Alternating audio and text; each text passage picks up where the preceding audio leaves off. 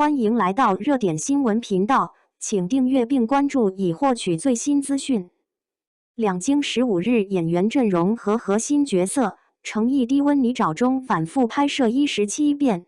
说起最近的一部历史剧，大家很容易想到那些熟悉的套路，比如少年英雄逆风成长、江湖搭档配合无间，又或者有些配角喊着正义口号走过场，主角一路光环，不带一丝泥土气。可是这部剧有点不一样，节奏很快，角色的表现又特别真实。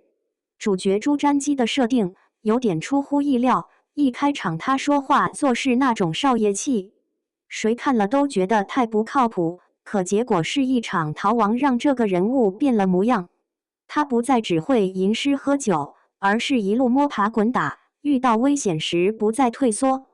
这种转变感受特别直接，程毅演的吃了不少苦，不仅要反复下泥塘，眼睛受伤还得坚持，观众都觉得这点痛不是白受的，因为最后那种成长是只有掉进泥里才能尝出来的东西。再说吴定元，人设其实有点张扬，他一开始是说一套做一套的捕快，酒后胡闹，穿行于黑白之间。不过细看就会发现，林更新演出的那个眼神和动作很细，他压着自己不靠谱的表面，其实头脑一直很清醒。所以程毅和林更新之间的互动很有趣，他们一个在成长，另一个像是被压住的野性在释放。女主苏京熙，按照传统可能就是一个弱弱医女，在本剧里却是另外一层意思。她挺独立的，也有自我目标，面对困境会用专业，用脑子。江佩瑶演这个角色给人很认真的感觉，没有甜腻的气质，更像现实主义电影走出来的人。另一位主角于谦，看似讲大道理，其实在小细节里，那一句名为重不是喊出来的，而是通过举动表达出来。吴信健的表演很隐忍，人物反而更立体。另外配角阵容挺扎实，不少熟面孔，比如陈数、张志坚、张国强这种级别的演员。他们不是简单填空，而是给故事增加许多真实感和重量。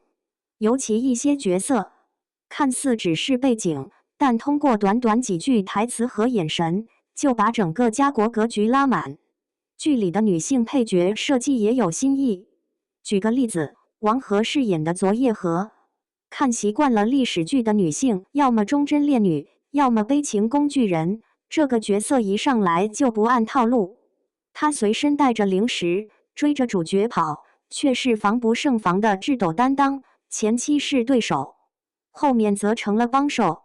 角色名昨夜河取自瓦松，是草药，也是象征底层老百姓生命力的一种植物。这种借物喻人的手法放对了地方，人物也就不容易脸谱化。扯远点讲，其实历史题材剧集经常容易失衡，主角成长被无限放大，配角成了背景板，情节发展套路化。不过这部剧选角和角色成长线不是为了主角光环，而是强调群像。比如吴定元除了是搭档，本身也承载着团队复杂关系，既给人物带来冲突，也帮助推进主线。主角朱瞻基的成长，不仅是他个人的选择和觉醒，更多时候是和身边人彼此影响，相互成全。仔细对比不难发现，和以往历史剧最大不同是那些所谓的配角也有自己的动机和成长线，他们不是那种一次性人物。比如昨夜河转变身份，像生活中的许多人，一开始目标很简单，后面却经历选择和摇摆。主创团队的表演和设定让这样的人物变得可信。如果拉出来和国外剧集比，无论是美剧还是日韩历史剧，群像结构都是一个提升剧集品质的隐性要素，不是主角个人英勇，而是一群性格各异的人在关键时刻做出不同选择。数据上群像剧的口碑往往更稳，观众粘性也强。举例来说，美剧《权力的游戏》前几季为什么吸引人？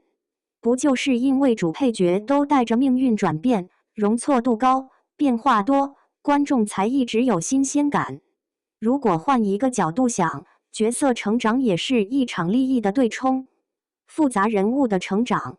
反而能带动剧情有更多层次的张力。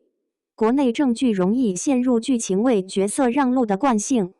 这部历史剧用群像设定挤压主角的独角戏，反而让主角的觉醒变得更加可信。再来回头，角色背后的创作者也做了不小的加法。林更新不仅作为演员，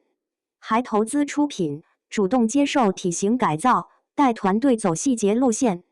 这种人和角色的双重投入，夯实了整个阵容的现实内核。主创团队微观表达上的突破，恰恰说明了一点：只有当历史剧让每个角色都能真切生长，观众才会忘记台词和表演的痕迹，真正沉进去，去感受一段发生过又绝非只有历史的故事。这或许才是我们如今需要的灵魂感历史剧。